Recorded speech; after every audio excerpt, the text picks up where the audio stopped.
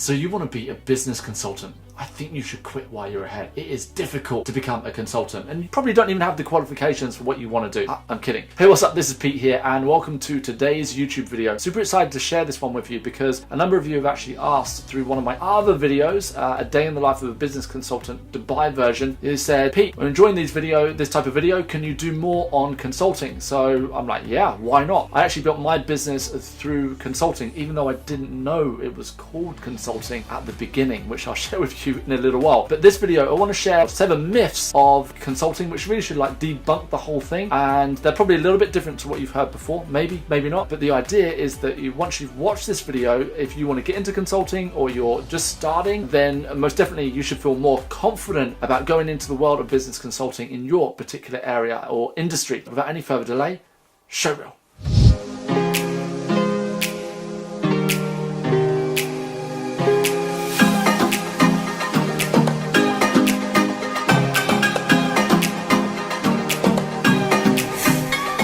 Alright, ladies and gents, so welcome to today's video. And yes, I already mentioned briefly at the beginning of this YouTube video that when I got into consulting, I didn't even know it was called consulting. And the reason why I say that was because all I wanted to do was go in and help companies increase their sales. I never put a label on it. It was just that when I worked in any job throughout my 20s and early 30s, I would always end up in a sales training position. And the reason for it is because I love to understand the psychology, the strategies, and everything that made a company or an individual like a salesperson generate more revenues. So that whole area just really inspired me. And so I thought to myself, why don't I actually go and work with companies and help them to increase their sales? And it was after only like a few contracts where I was sat down with some friends and they're like, so what are you up to these days? And I was trying to explain to them that I was going into companies, I was helping them to increase revenues, and they were like, so you're like a business consultant? And I went, excuse me, what's a business consultant? And I'm serious, this really happened. So I'm sure like you're hitting the dislike button right now being like, how can this guy talk about consulting when you didn't even know what consulting was at the beginning? Well, the reason for it is because I believe actually sometimes you can have too much information and that stops you in your tracks. Like you end up in your own head instead of just taking action. I've been a bit more of I want to do that, I know I can help, so let me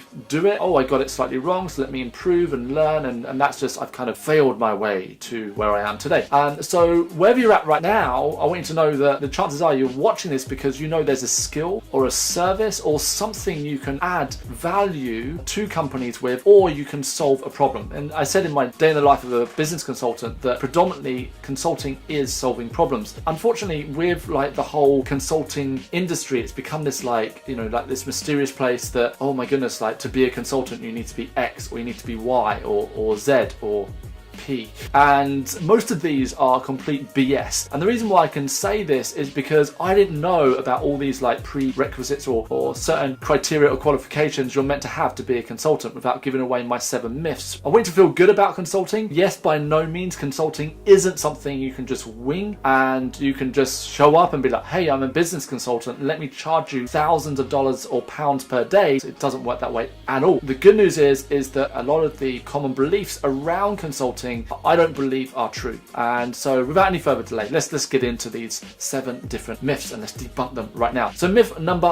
1, you need to have a lifetime of experience. When I first started consulting, even though I didn't know what it was, I was told so many times, you can't do that. You're far too young to be a consultant. And if you think I look young now, you should see me 10 years ago when I first started consulting, although I really took my consulting business seriously around about 6 years ago and I looked really young even then. The good news was that I never really let it bother me because I knew I wasn't going in to be this master of business in all these different areas with this like lifetime of knowledge. I was going in to help with the particular area that I'm good at. That helped me to be able to get into a lot of companies very quickly. And the good news is this is why consulting is so exciting right now, because there is a space right now in the marketplace, a space for younger people to become consultants. This is my personal belief, right? And the reason why I say this is because think about it this way. The world is changing so quickly. And now, most of the time, what companies struggle with is things like social media, with sales in today's world, just keeping up with marketing and all of those things that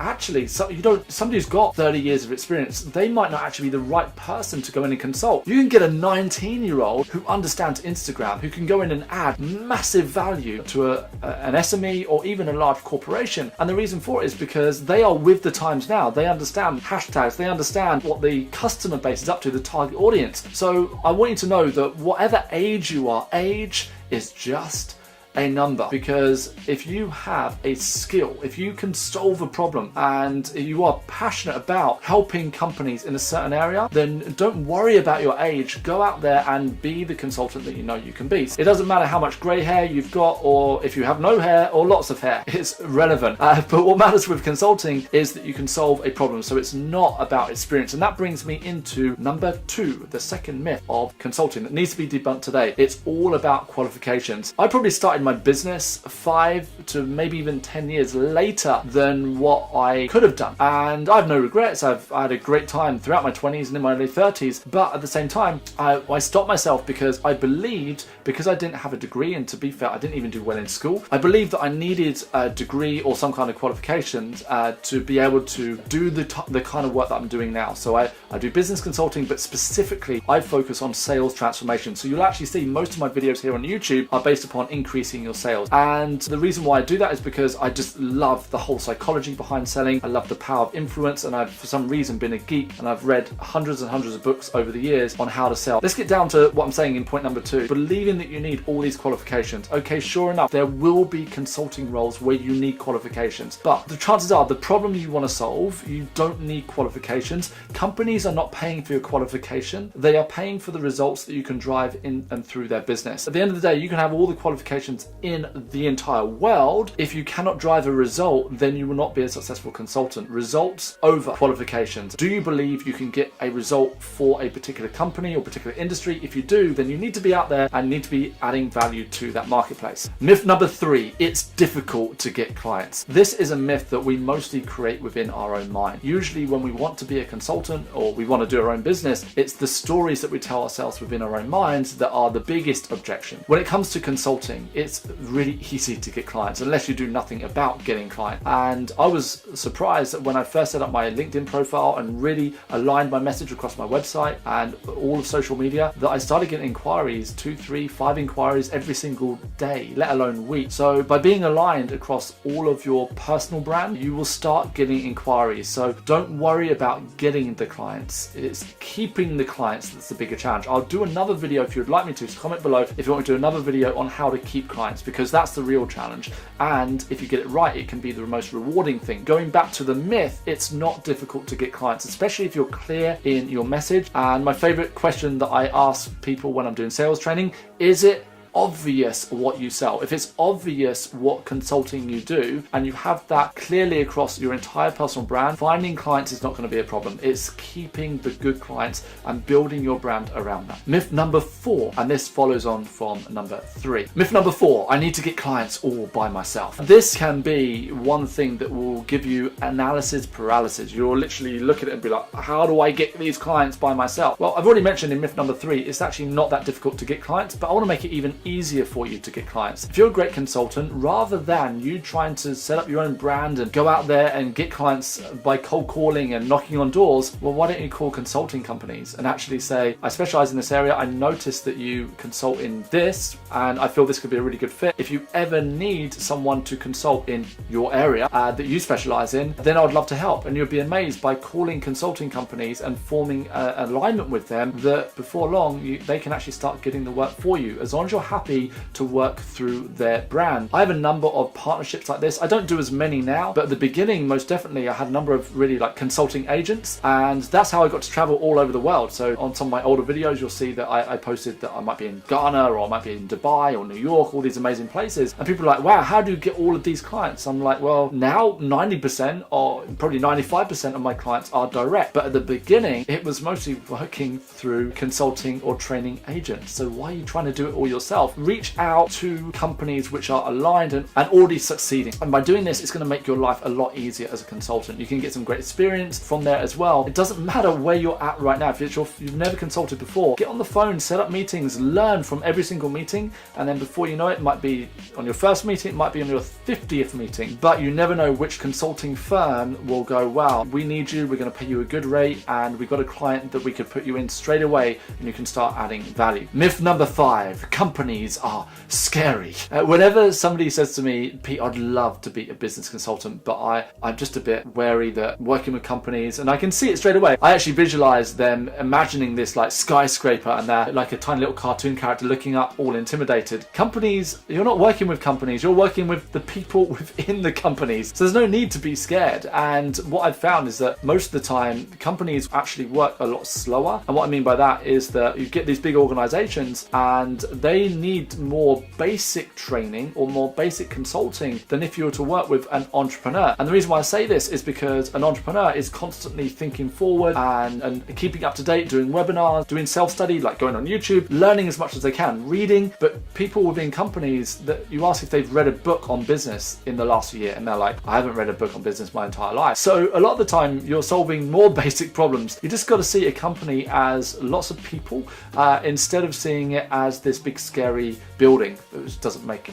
any sense for helping us feel confident. So yeah, so that one you can move past straight away. It's a total myth when it comes to consulting. Myth number 6, I need industry knowledge. I've consulted in over probably 30 industries, and that includes health and fitness, which I have industry experience. It includes law firms, I have no experience in law, to transportation, media, recruitment, hospitality, travel and tourism, retail, the list goes on and on. And how is it that I'm able to consult for all of these different types of companies? And one week I might be in with a law firm, and then the following day, let alone week, I'm working with a media company, and then the next day a recruitment company. How am I able to do that? Well, here's how it works. You're not paid to be an industry expert. You're paid to solve the one problem that you specialize in. You see, now people and companies pay for depth of knowledge. That's why I focus on that one thing, sales. And the deeper the knowledge I go, the more I can expand into various industries. Yes, I do recommend, if you're just starting out, grow where you've been planted. Find an industry where you can add value straight away. In all fairness, just don't worry about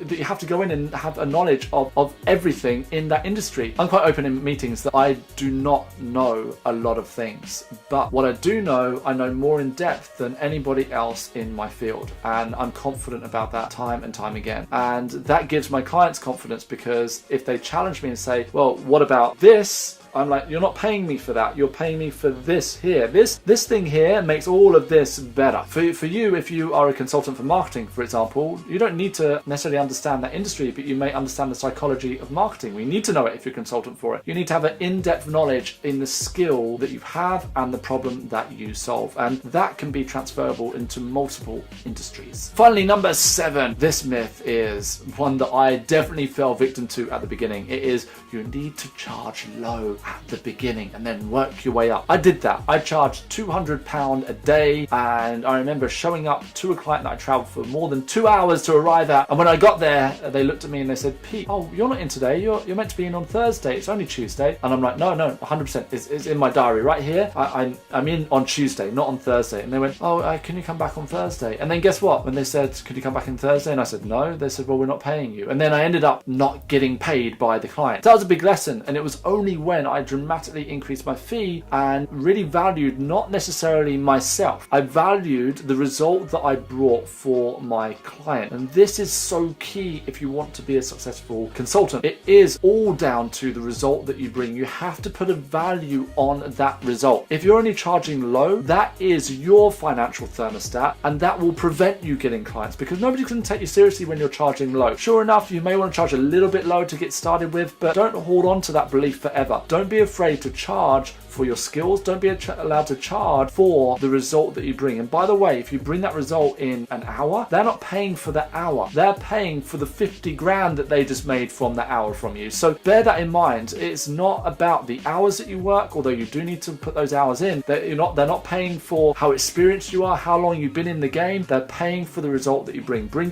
great results and you will always be paid well as a consultant. There is my 7 myths debunked as a consultant. consultant. If you've enjoyed it, let me know, and from there I'm going to keep doing a few videos here and there on consulting. Bear in mind, this channel is mostly about sales, because that's the thing that if you want to be a consultant, you need to be able to sell. If you can't sell, if you can't influence people, then good luck being a business consultant. Let me know what type of consultancy you are in or you want to get into, and I will see you in the next video.